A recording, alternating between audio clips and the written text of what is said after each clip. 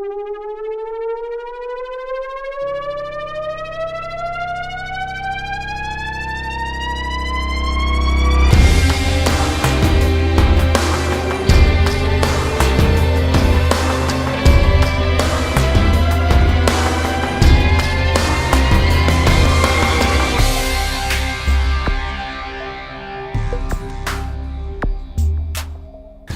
I was driving around today, heading over to the school, Calhoun High School where I live, to pray for them. And I just started going through this scenario in my mind, and it was about people who talk about all the reasons why they should be getting into heaven.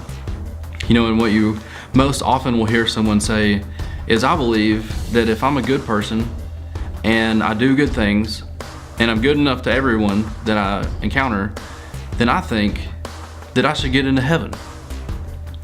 But then I thought about the other side of that. You know, like, let's just say that you're standing at a set of doors and you're on the outside of those doors, and then there's somebody on the inside of those doors, and they own the property that the doors lead into. And you're standing on the outside of those doors and you scream across and you say, hey, I'm a good person and I do good things and I do good things to people. I should be able to get in. Well, if the person on the other side of the door has a different set of standards on how you get to the door, you're not gonna get in the door, no matter what you think is good enough to get to the door.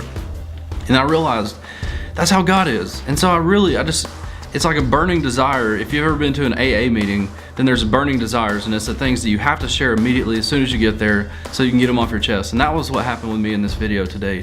And I just have this burning desire to tell you that you may be standing on the outside of a door that you think you can get in because of how you think you should be able to enter, but that there's a holy God on the other side of it that just has a different set of standards.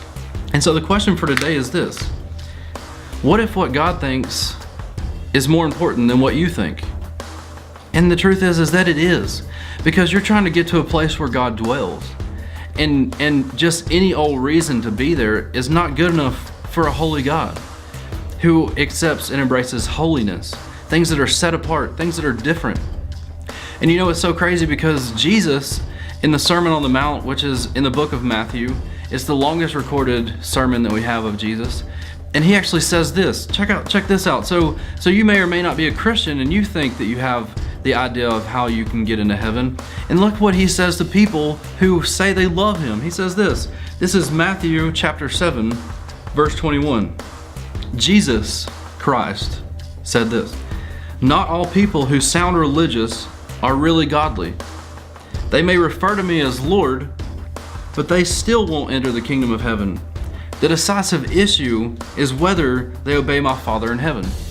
And then next he goes on to say that the decisive issue is, did everything they do, was it really authorized by my Father?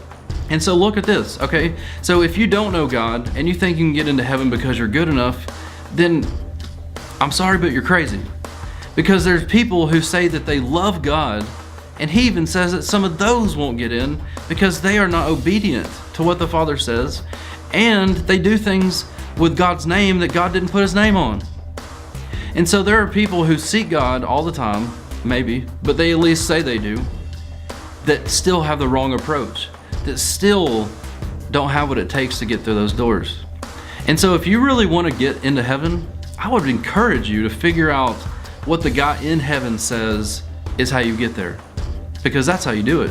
And any other way just won't cut it. You're not going to get into the NFL locker room at an NFL stadium unless you're an NFL player or someone with a VIP pass. If you were just some regular old person and you walked in there, you get thrown out, wouldn't you? Wouldn't heaven? Why is heaven not even more exceptional than that? So what if what God thinks is more important than what you think?